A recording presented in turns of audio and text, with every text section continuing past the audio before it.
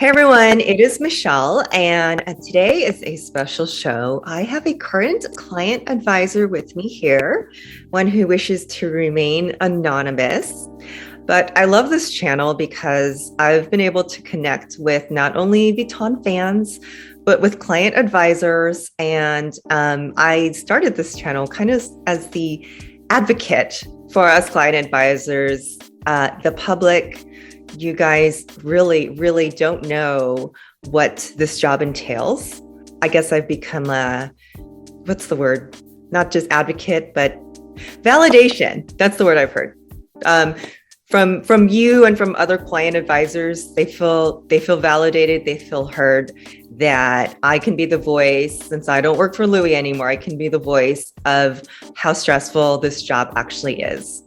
So anyways, with that said, my client advisor wishes to remain in the witness protection program, which I will do because I do not want to get her in trouble or to lose her job.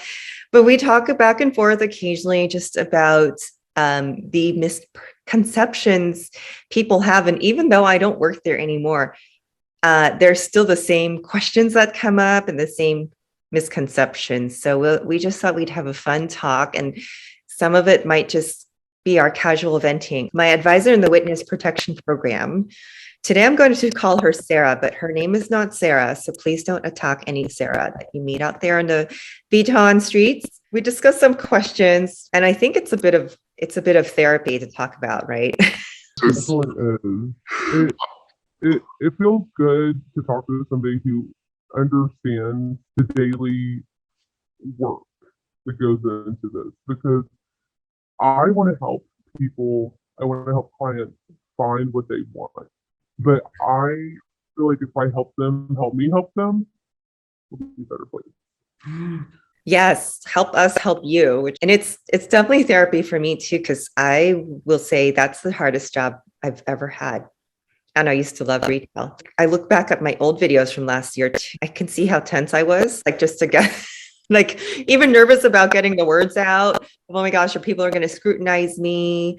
So yeah, it was like it was therapy for me to just like, oh, people are listening to me. People are starting to understand what this environment is like. And still, people always have the wrong impression when I say I used to work for Louis Vuitton. Sarah sent some great questions to address some of the things that she goes through every day as a sales associate. As a client advisor, what's the biggest misconception people have when they say you work for LV? I can probably think of 3 things off the top of my head, but a huge one was people would think that, oh, and I still get asked this, how many bags do you have? And I never bought even one monogram bag while I worked there. Well, really, we don't. It's not that we won't. It's just that at the moment, I don't think there are many monogram pieces they'll even allow us to buy because the client. So we're not really even allowed to buy most of the monogram pieces. Like that's for starters. Like unless they've been out for a while or we have a ton of them, they just won't.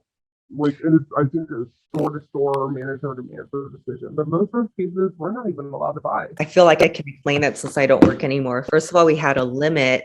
I think it was 3,000 when I worked there. And first of all, the employee online store never had monogram. The only monogram thing I saw in there was an iPad 2 cover, or it's like, an obsolete object. And it was still $400 for an obsolete object. There were never monogram bags. My friends would beg, if you see one, please get it for me. Another thing, you had to wait at least 6 months. Yeah. It couldn't be any new release. So anybody who thinks that the employees are buying these things up to resell, it's totally misinformation. And they have very diligent attorneys and people making sure that employees are not reselling, because you'd be fired in a heartbeat. Oh my goodness. They have people going online, checking things all the time. Yeah. So no one's going to get away with that. Louis Vuitton very much has top security. They protect their brand. Because they know the thing is somebody could get desperate and buy stuff and resell it, But That's why we get a budget. That's why we can't buy the hot selling items. Like we can't buy toiletries. We can't buy the monogram pajama piece because those are things that like people like will buy for double the amount because they don't know better. Yes, or because they don't want us to buy it for our friends and family. It would be so easy to if there wasn't that limit and all the rules around it. Yeah, which means you can only buy like one or two items a year. I know I had included in another video that my salary didn't even allow for it.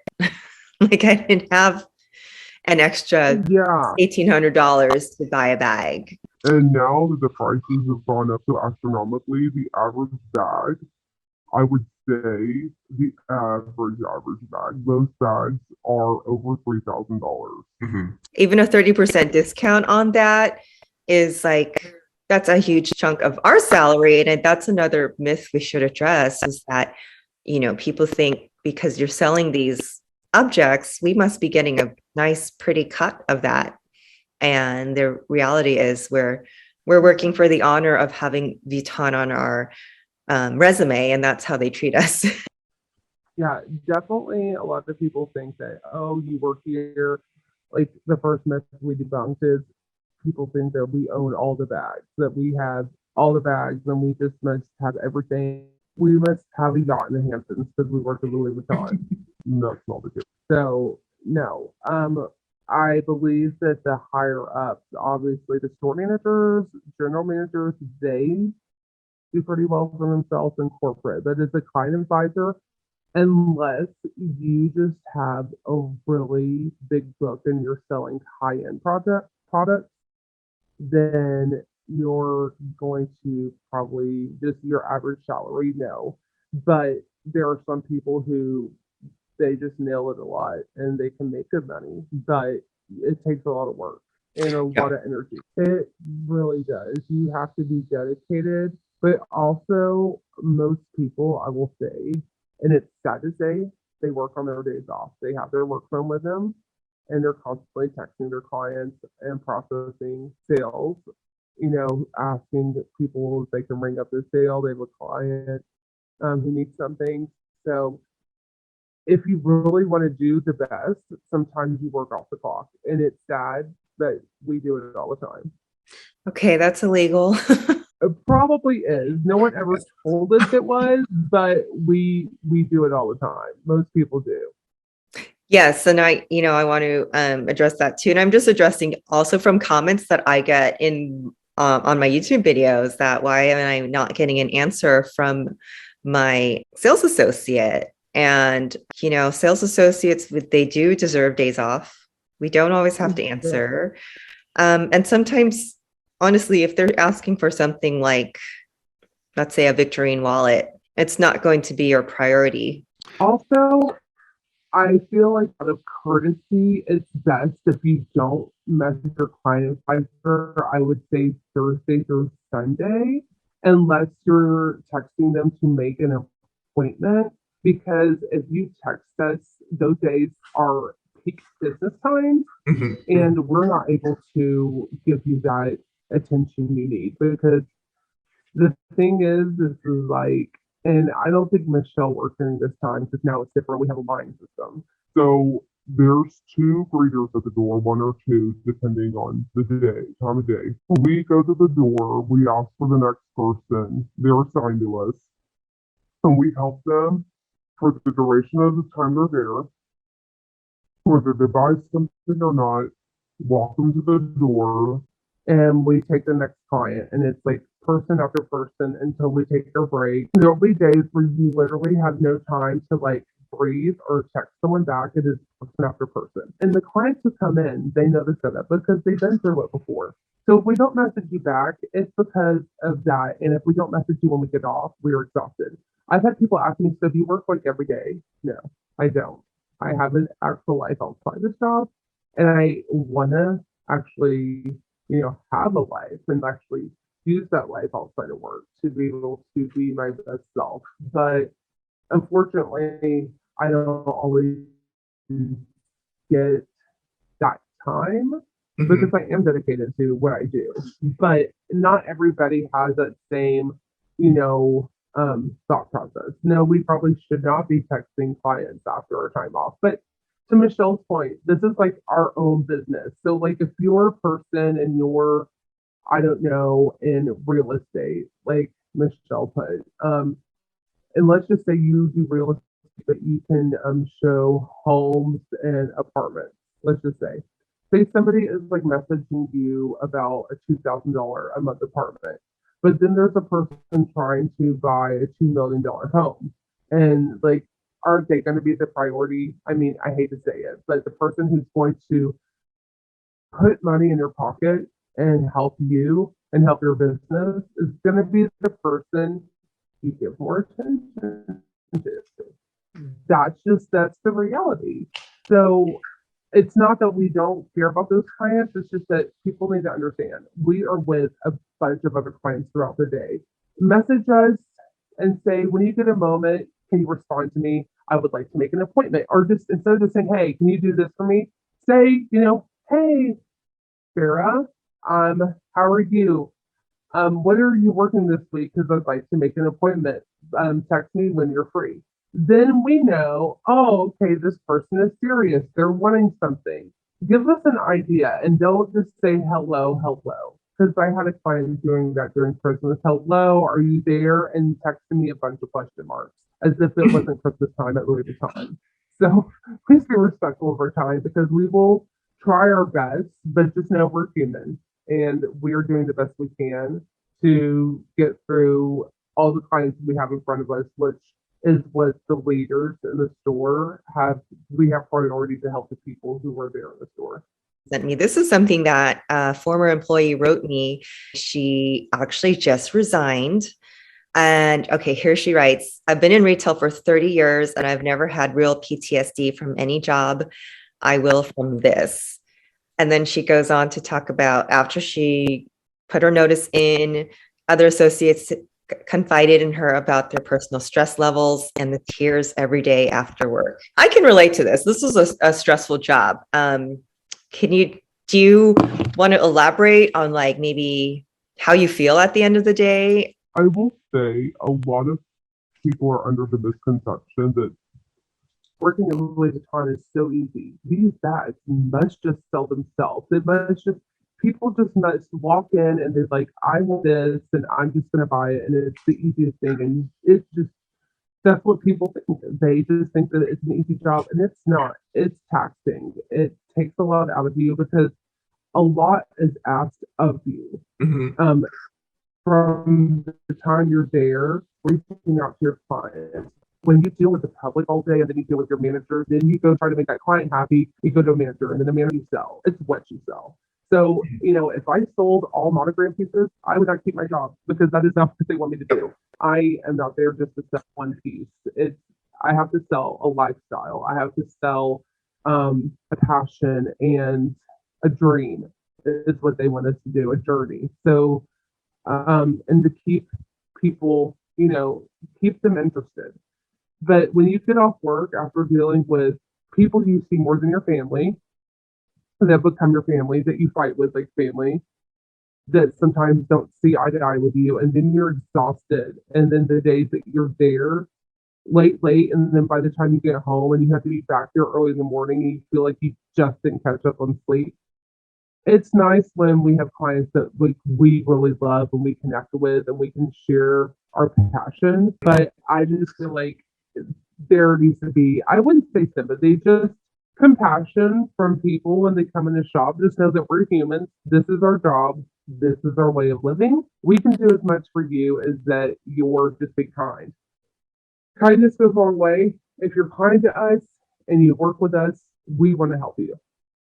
If you have got zero things for me, but you come in and I've had a hellacious day and you're just nice to me, listen, I'll roll off the red carpet for you. You might just be VIP in my eyes because you were just nice. Oh, I agree with you. And also the idea that things sell themselves. And unfortunately, that's from corporate too. And that's why there is, I want to say 0 commission. It's 0.1 commission for monogram.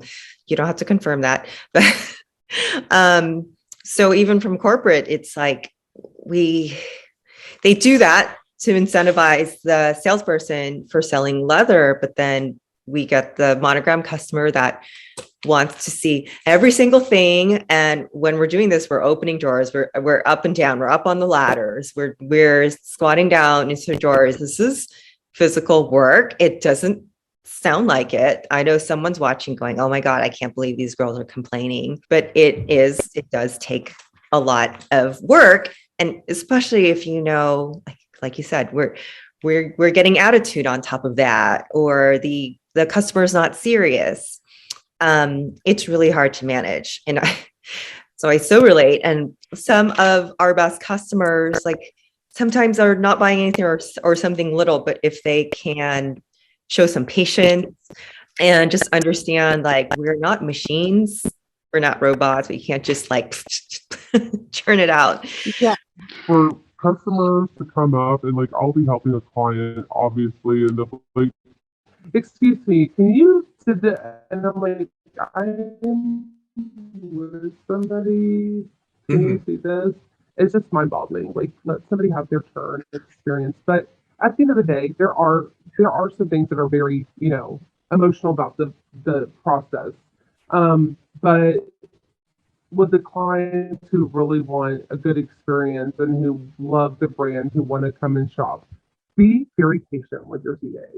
To Michelle's video about, coming in and just kind of knowing what you want, that's very important. It's not that I'm saying you have to do your homework, but it's good to know the price point of what like, what you can afford. I was just telling my mom the other day, Mom, what if you had a Ford budget for a car, but you really wanted a Mercedes? And you were like, I've been driving Fords my whole life, but I'm going for that Mercedes. But you really had no idea how much it cost. Let's just say you didn't, and you just did look at the price. You knew they were expensive luxury cars, but you had no idea just how much you were in for. And you've just been driving Ford. And there's nothing wrong with it. And you go to the car dealership and you test drive, and you're like, a dealer had this, and then you see the numbers and you're like, whoa, that's more than I'm going to spend. And then like that person has just like their whole day, they've been driving around with you, they've been getting excited that they're going to make a sale, you've been getting excited thinking you're going to get a car, and then you just had no idea how much it was. Always go into places knowing how much the products are and how much you're willing to spend. No, just no. Have a number. And if you go, because you've got to be realistic. And if you cannot buy that quote unquote new Mercedes, then just go buy the used car lot or the pre-loved lot. If it's not your day, that is fine. Okay. But just know it's our business. This is our money. Also, if you can't afford the Mercedes, there's nothing wrong with that. Yeah. A common thing that I witnessed, and this was every day, what we witnessed was that people would look at the bag and then, well, I just don't like it. Don't you have one with the black lining? And they would get pissy at us instead of just saying, oh, no, thanks. Thanks for showing it to me. I'm not going to buy it today. Right. Once they find, oh, the price is $3,500. Oh, well, and it was funny because they would make an excuse to somehow make it my fault now or the designer's fault about why they don't want the bag, when clearly we can see if you don't want to pay for it, it's totally okay. So it's just putting that expectation out there of where, like, how far your money can go.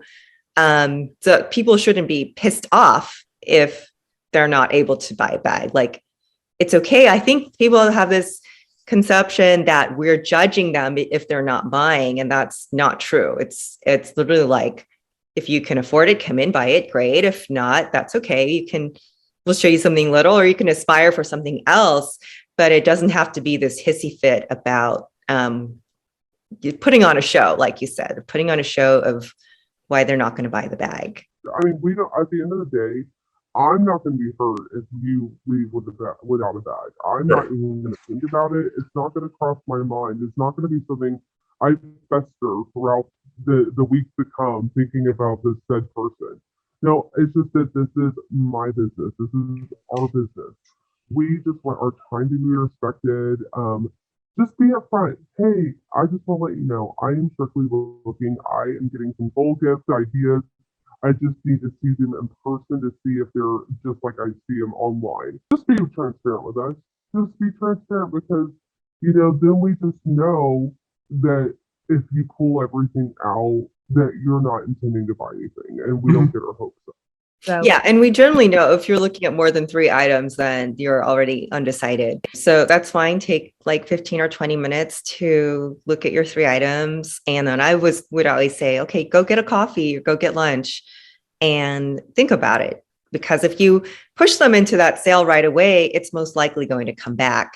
And then you'll spend another hour doing an exchange. There are situations where, yeah, you don't have to leave with the bag, but do go back to the same salesperson because whether they make commission or not, it still counts toward their goal. And it's the time that they put in showing the thing.